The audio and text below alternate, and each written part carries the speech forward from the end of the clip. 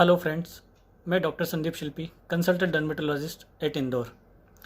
आज 25 जून है। इसे वर्ल्ड विटिलिगो डे के नाम से मनाया जाता है, विश्व सफ़ेद दाग दिवस। मशहूर पॉप सिंगर माइकल जैक्सन की मृत्यु 25 जून 2009 में हुई थी। उन्हीं की याद में यह सफ़ेद दाग दिवस मनाया जाता है। सफ़ेद दाग एक सामान्य त्वचा रोग है। हमारे शरीर में मेलानोसाइट्स कुछ सेल्स होती हैं जो कि काला रंग मेलेनिन प्रोड्यूस करती है, जिनसे शरीर में काला रंग आता है। सफ़ेद दाग की बीमारी में काला रंग बनना बंद हो जाता है, जिसके कारण शरीर में सफ़ेद चट्टे दिखाई देते हैं। ये क्यों होता है? सफ़ेद दाग होने का जो मुख्य कारण है वो ऑटोइम्यून होता है। ऑटोइम्यून का मतलब शरीर का जो प्रतिरक्षा तंत्र है, इम्यून सिस्टम है, उसमें कुछ गड़बड़ के कारण शरीर काला रंग नहीं बना पाता है, जिसके कारण ये सफ़ेद दाग होता है। अन्य कारणों में ऑक्सीडेटिव स्ट्रेस, जेनेटिक और हेरिडिटरी भी कुछ रीज़न होते हैं। सफ़ेद दाग के जो प्रकार होते हैं उसमें एक सेगमेंटल प्रकार होता है जो एक पर्टिकुलर बॉडी के सेगमेंट में पाया जाता है। लोकलाइज विटिलिगो मीन्स किसी भी लोकल हिस्से में पाया जा सकता है, हाथ, पैर, चेहरे, शरीर के किसी भी हिस्से पे। एक लिप टिप विटिलिगो होता है जिसमें कि लिप्स और फिंगर एंड फीट के टिप्स पे पाया जाता है, लिप टिप विटिलिगो। एक जनरलाइज वेरिएंट होता है जिसमें कि बॉडी के ये ज़्यादा हिस्से को प्रभावित करता है।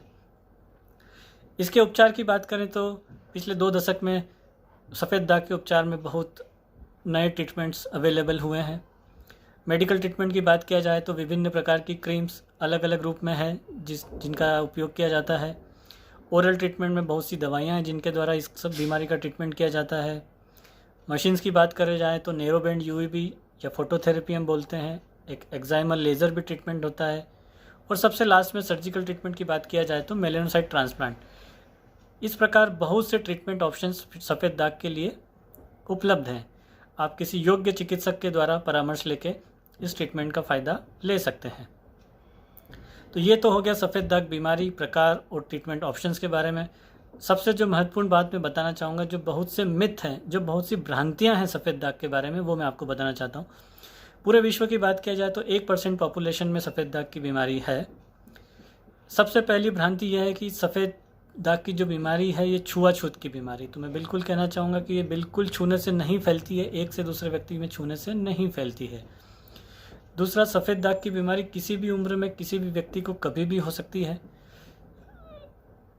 तीसरा, सफ़ेद दाग की बीमारी दूध और मछली को साथ में खाना से होती है, बिल्कुल नहीं, ऐसा बिल्कुल भी नहीं है। चौथा, खट्टा बिल्कुल नहीं खाना चाहिए। मैं कहना चाहूँगा खट्टे जो फल होते हैं, नारंगी, मौसम्बी, नींबू, इनमें विटामिन सी भरपूर मात्रा में होता है और ये आपकी बॉडी की इम्यूनिटी को बढ़ाएंगे। इसलिए इस बीमारी में किसी भी प्रकार का परहेज ज़रूरी नहीं है, व्यक्ति सभी चीज़ खा सकता है। नेक्स्ट, यह एक लाइफ थ्रेटनिंग बीमारी है, मतलब बहुत गंभीर बीमारी, तो बिल्कुल नहीं। सफ़ेद दाग वाला व्यक्ति एक नॉर्मल सामान्य व्यक्ति की तरह पूरा जीवन व्यतीत कर सकता है।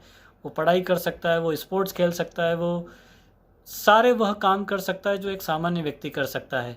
यह कोई गंभीर बीमारी नहीं है, एक सामान्य त्वचा रोग है जिसमें कि बस रंग नहीं है, बाकी वो व्यक्ति पूरी तरह स्वस्थ है।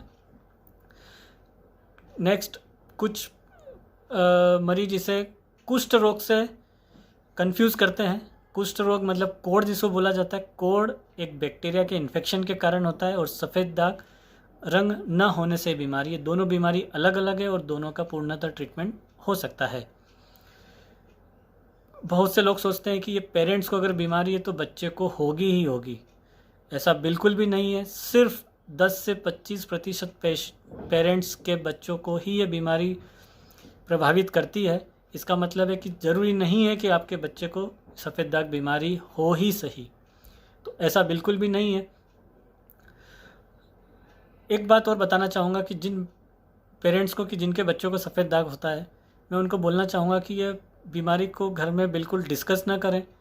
स्कूल में टीचर्स को बताएं, सपोर्ट स्टाफ को बताएं, बच्चों के फ्रेंड्स को बताएं कि एक नॉर्मल बीमारी है, इससे शरीर को किसी भी प्रकार का कोई नुकसान नहीं है, व्यक्ति सामान्य जीवन जी सकता है। बच्चे में हीन भावना या नकारात्मकता न फैलाएं, इससे बच्चों की प्रोग्रेस, उसकी हेल्थ पे असर पड़ेगा। तो आप बिल्कुल पॉजिटिव एनवायरनमेंट बना के रखें। अंत में मैं यही कहना चाहूँगा कि एक स्किन स्पेशलिस्ट, क्वालिफाइड चर्म रोग विशेषज्ञ ही सही डॉक्टर है जो आपकी बीमारी को पहचान सकता है, डायग्नोज कर सकता है, आपको ट्रीटमेंट दे सकता है और सही मार्गदर्शन दे सकता है।